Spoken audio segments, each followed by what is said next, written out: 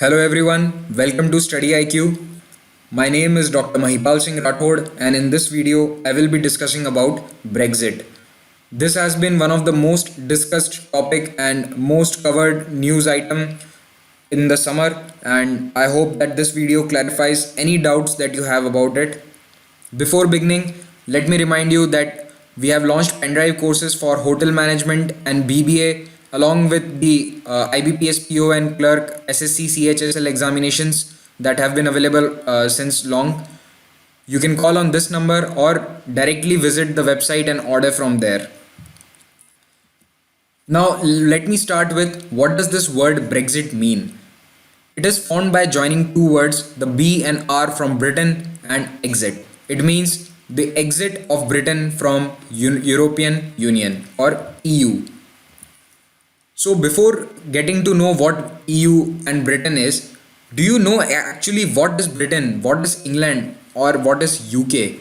We usually use all these three terms together interchangeably, but these are three different things: Britain, UK and England. So let me begin uh, with this map. So you can see in this map, these are the British Isles or the British Islands.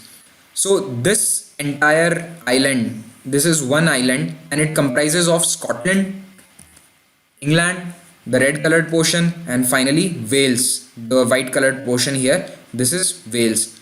So Wales, Scotland and England, they together make Britain, or as it is sometimes also called as Great Britain.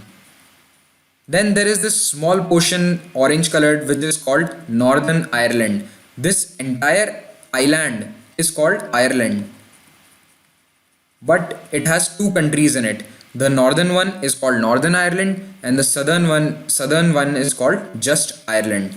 So there is a country of Ireland and then there is the territory of Northern Ireland that belongs to UK. So Great Britain plus Northern Ireland makes United Kingdom. So it is called the United Kingdom of Great Britain and Northern Ireland. This is a small chart that may help you to remember. So leave everything aside, just remember this. Great Britain is Scotland, Wales and England, and joined together with Northern Ireland it forms UK. So this UK is a country. Great Britain is a geographical entity, or you can say it is one island, one big island. On the other hand, Ireland is also an island as well as a geographical entity. It comprises of two countries, Ireland and the Northern Ireland portion of UK. Then there are some small islands like Isle of Man, Guernsey, Jersey. So these are all part of the British Isles or British Islands. Now let us come to the original topic. First of all, what is EU? EU means European Union. It is an economic and political partnership involving 28 European countries. And these countries trade together, and this is why it is said there is a principle in economy which says that whichever countries have most amount of trade in between them, they have the least chances to go to war. So you can say that after World War II, there was a great fear amongst Europe that there could be a World War III. So to prevent that, there were efforts made to economically integrate Europe. So there were many economic integration, and a part of this was the formation of an economic community that was called the European Economic Community (EEC), and later on it became European Union in 1993. So in 1993 it became a political entity along with a economic union. The main principle of EU is a single market which allows goods as well as people to move around freely without any restrictions, without any taxes, tariffs, barriers, or without things like visas. So you can go from Germany to France without a visa, but you cannot go from India to Bangladesh without a visa. So this is a map of Europe. All the countries colored in blue are part of European Union, and you can see England here, United Kingdom here, which is yellow colored. So this is also a part of EU right now. Please remember, until and unless Britain, United Kingdom formally exits EU, till that day it will be a part of EU. It follows all the conditions and terms and treaties whichever have been signed by it as a part of the Union. So you can see few notable exceptions such as Norway. Norway is not a part of EU, but it is a part of European Economic Area. That is a different thing. It is slightly different from the Union. This is not a political entity. This EEA is an economic entity. So Norway also allows free movement of people and goods from other European countries, but it does not have European parliamentary elections. It does not have any seat or any voice in the European Parliament, and it does not follow all the rules of Union. It follows some but not all. Similar is the case with Switzerland. These are two most famous examples, Switzerland and Norway. Then there are also other important countries like Ukraine. This is Ukraine. So Ukraine and Russia, they had a dispute over the area of Crimea, and the reason for all the trouble beginning in Ukraine was because Ukraine wanted to join European Union and Russia did not want Ukraine to join the Union, and that is why all the trouble started in November 2013, and since then there was a short war for few months on the topic of Crimea, and in this part of Ukraine there was the war ongoing, and still there is a problem in that area. Now I will talk about the history of UK in EU. So United Kingdom joined the European Economic Community in 1973 for the first time. Soon afterwards, some politicians in UK said that we do not want to be a part of EU, and they held a referendum just like it was held this year in 2016, and in 1975 around 68% people said yes, we want to be a part of the European Economic Community, and hence it was kept as a part, and there was no Brexit in 1975. Otherwise this topic would not have been relevant today. In 2014 there were the European Union Parliament elections held. So this European Union Parliament is a separate thing. All the countries have their own parliament, but there is a central European Union Parliament and there is a separate election for that. So in that, UKIP party won 25% of the votes. This UKIP means United Kingdom Independence Party. So by this name only you can understand that it wants independence from European Union. And the winning of 25% seats, they stood first.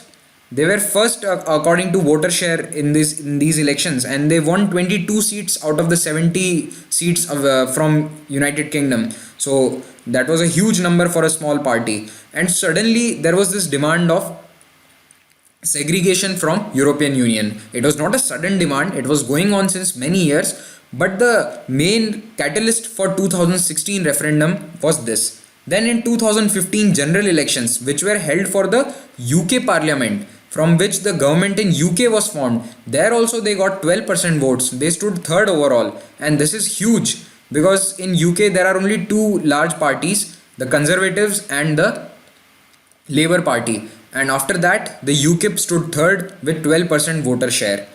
So to bring these UKIP party voters and supporters who wanted to separate from European Union, to attract them towards Conservative Party, which was already in power, they promised a referendum. David Cameron was the Prime Minister from 2010 to 2015. So he promised during his election campaign that he will, after Conservatives, if Conservatives win, if he becomes the Prime Minister again, he will hold a referendum and he will give a choice to the people of United Kingdom to opt out or stay in European Union. So this was an election campaign, election promise. But then Conservative Party won against all the estimates. No one had said that Conservatives will come back to power. No one had guessed that. Everyone thought that Conservatives will go out of power definitely, but somehow Conservatives won. David Cameron became Prime Minister once again and started his second term, and now people started asking him that you had promised us that you will hold a referendum, and so finally after many months he agreed and in February 2016 he said that in June we will hold a referendum. Now let me tell you why there is a demand for exit. So first reason is that European Union charges a membership fees from each countries. Each of the 28 countries pays a certain amount of fees and it gets certain amount of money back from the European Union. But for Britain, this amount is very high. It is around 30 billion euros they pay and they get back only around 7 billion. So the people who wanted to exit, they said that, see, we are at a loss of 6 billion every year and that is huge. Secondly, there is too much of red tape in European Union. So many laws, so many treaties, so many restrictions. It is very hard to get paperwork done. And this is something like what was there in the license Raj of India. To get an industry set up, it took months and months just to set up one industry, to take license, permits, etc. Same is the case with European Union. And United Kingdom says that because of all this, UK's growth is stopped. UK's growth is lagging behind the world. We could go more faster if EU was not there. Third, they say that the European Union robs its members of the control over their own affairs because many lawmaking powers are vested with European Union. Many laws are made by EU. For example, fisheries. Fisheries is very important for United Kingdom.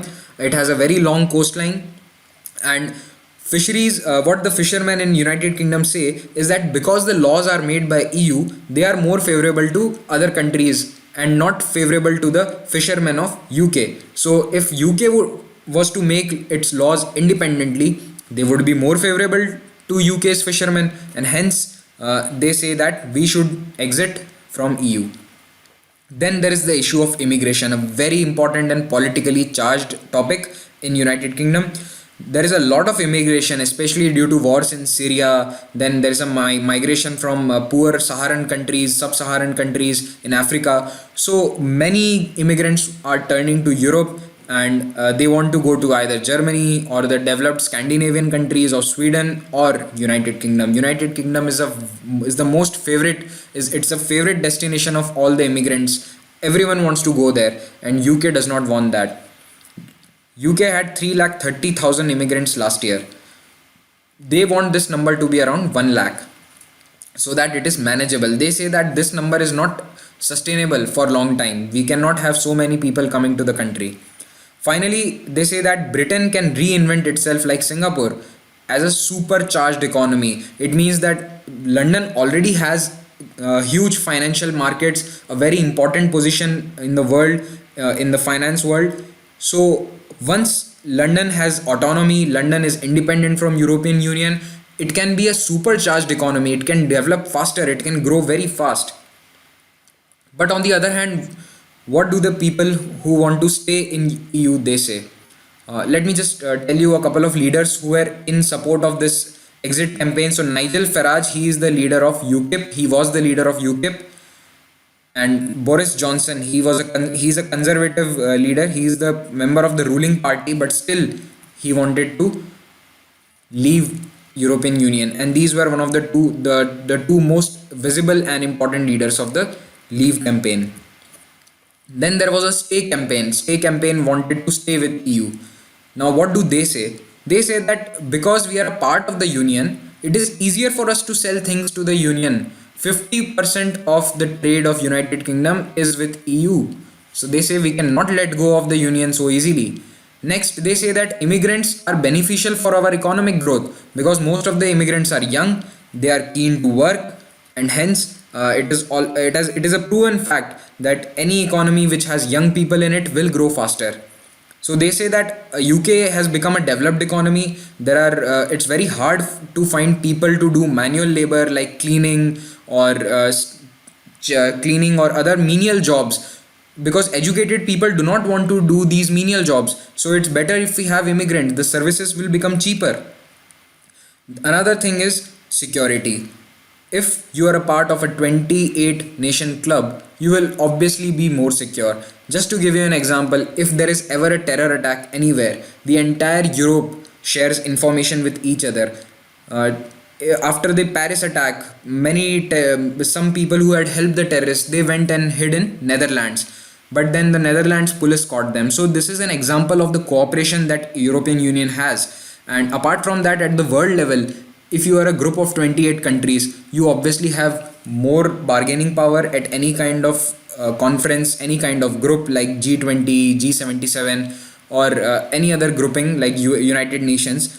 So EU is very important because it negotiates as one. Entire European Union, in most of the treaties, it negotiates as one country.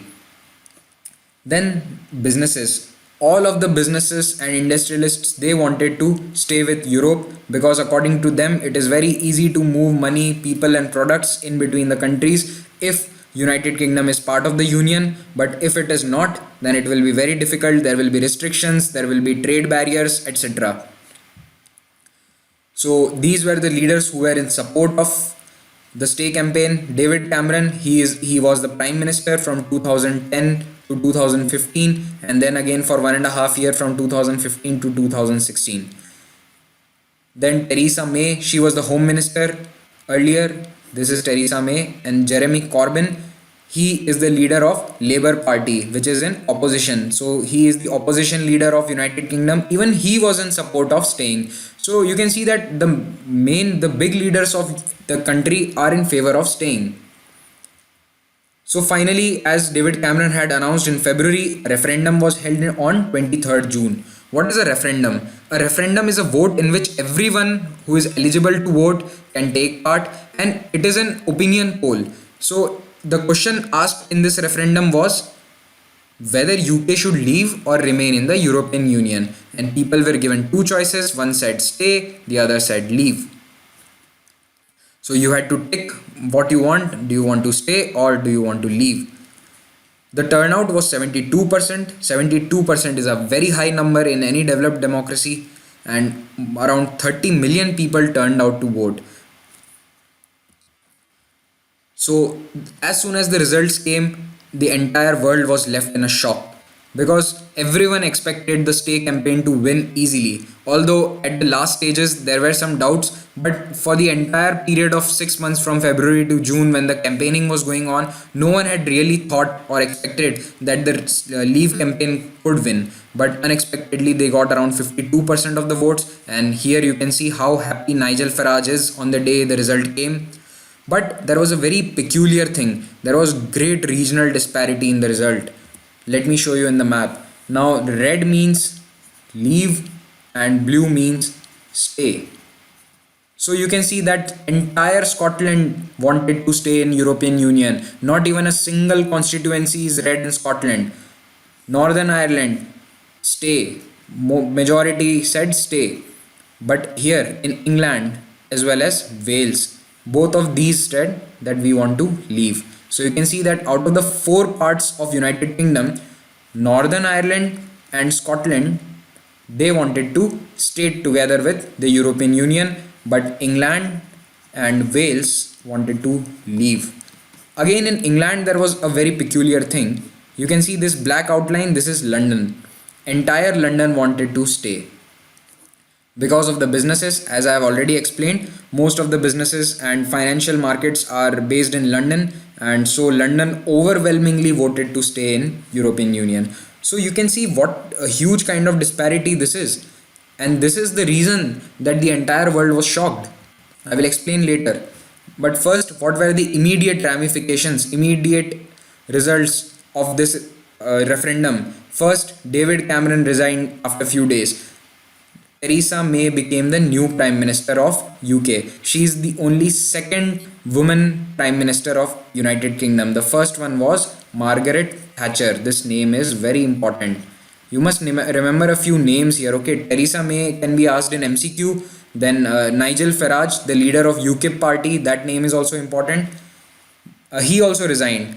As soon as they won, he resigned as UKIP head. He said that my job is done. And that was also a shock for the people of United Kingdom. They thought that Nigel Farage would lead the campaign and finally he would help in the negotiations. But no, he simply resigned.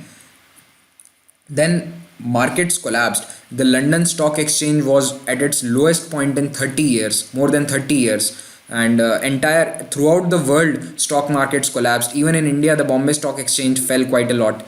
So the entire world was left in a shock. Financial markets collapsed. The pound sterling value, that also decreased. So after a few days, when things settled down, everyone was done analyzing how come this result came out. Then the question arose, what next? So the official process of a country leaving European Union is according to the Article 50 of Lisbon Treaty. Now, European Union was made up of many treaties like the Lisbon Treaty, the Maastricht Treaty. You do not need to remember their names. You have to just remember this Article 50 of Lisbon Treaty. This is very important. So, according to this article, it gives the process of how a country should leave European Union, and this law was framed very recently. It was only in 2009 and it has never been used. No one has ever left European Union. So that is why there is a lot of problems. There is not a lot of clarity about this process. Even the European Union members, the leaders, the politicians, and the bureaucrats, even they do not know how to practically take a country out of the union. They know what is written in the law, but it is very difficult to negotiate it. Next, there is a 2 years notice period. You cannot simply leave European Union the next day. After the referendum, the United Kingdom Parliament has to approve that we want to leave, and after that 2 years of notice has to be given. So it is a long process, you can understand. That is why Theresa May appointed a person, David Davis, as the Minister for Brexit. In England, the ministers are called Secretary of State. Remember this. So the Secretary of State for Home means Home Minister. So Secretary of State for Brexit is David Davis. So he is the Brexit minister. He will negotiate with European Union the entire process of going out of European Union. Now there is one very interesting thing. This referendum was not legally binding. All the parties had decided previously, along with the UKIP party, they also had agreed to this, that this is just an opinion poll. This is not legally binding. So today if the government of United Kingdom says that no, we do not accept this referendum, so they are technically on sound ground. They are technically sound. Technically they are not wrong. But it is the question of democracy, of people's trust. If Theresa May tomorrow says that we will reject this referendum, the Conservative Party will definitely lose the next election, and it will lose the trust of the people. That is why she had said very famously, Brexit means Brexit. These are the words of Theresa May. She was very adamant that yes, once we have voted, we will have Brexit. Britain will leave European Union. So you can understand this entire path is very uncertain and no one knows the future. So it will be very interesting to see how this pans out. It has been almost 4 months since this happened, but there has been hardly any progress. There is a kind of stalemate in the process. Now, why is it such a big deal? Why is the world so scared with this Brexit result? Mainly because the United Kingdom's future is at stake. Why? Scotland and Northern Ireland have said that we will stay with European Union, and if you United Kingdom, the leaders of United Kingdom, if you decide that you are leaving EU, then we will leave United Kingdom. It means that Scotland, Nicola Sturgeon, remember this name, Nicola Sturgeon of the Scottish National Party SNP, she is the first minister of Scotland. It means kind of a deputy, you can say she is kind of a prime minister of Scotland, not exactly the prime minister, but the post is called first minister of Scotland.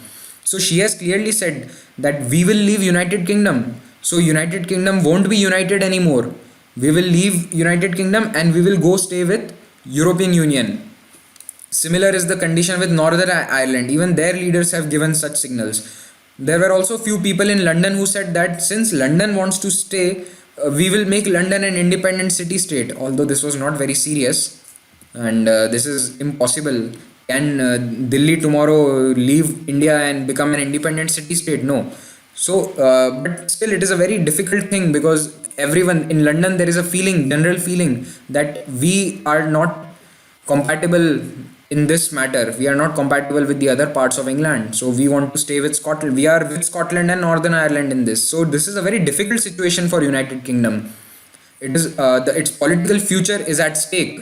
If after 2 years UK does leave, it will be very interesting to watch what Scotland does. And if you remember in 2014, hardly 2 years back, there was a Scottish referendum and which had decided whether Scotland will stay with UK or not. Now, some politicians have suggested an alternate path or a middle ground.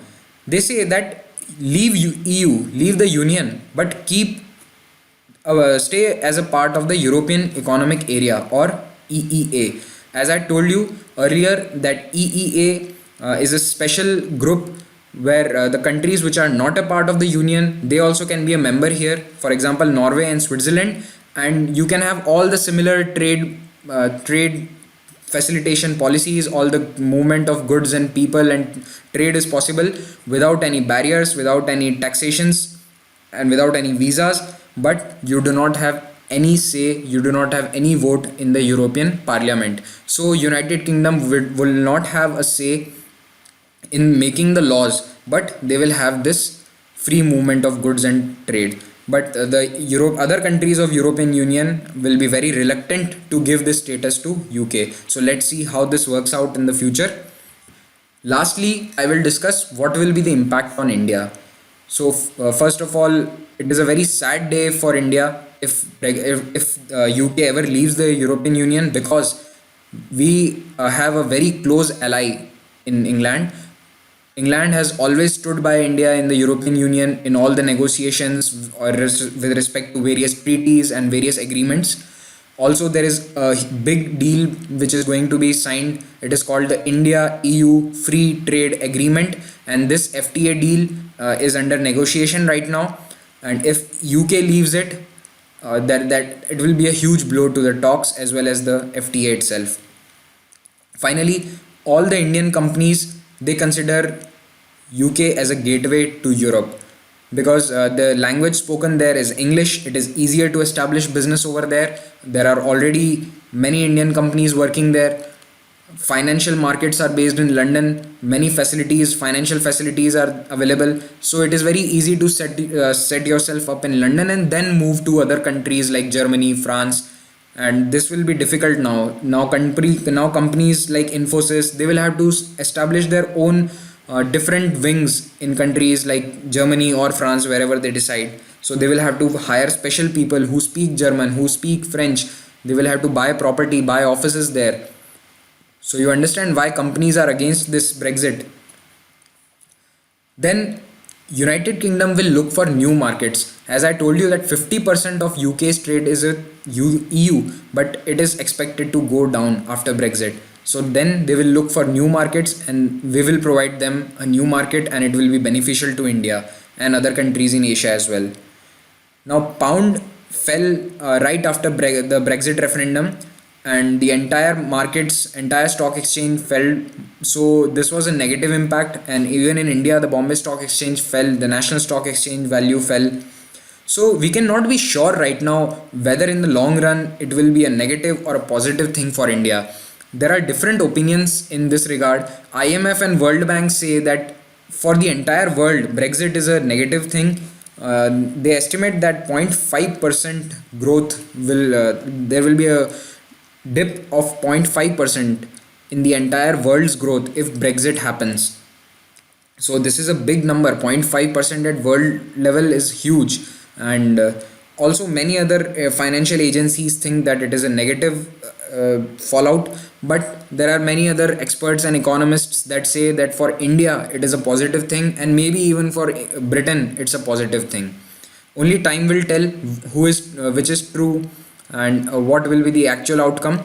We cannot confirm in 2 months or 4 months or even 6 months that whether all these things are true or not. We need at least 2 or 4 years to evaluate such outcomes. Thank you very much. I hope you understood Brexit, and please give feedback on the video, as well as which topics do you want me to make videos on. You can put them in the comments.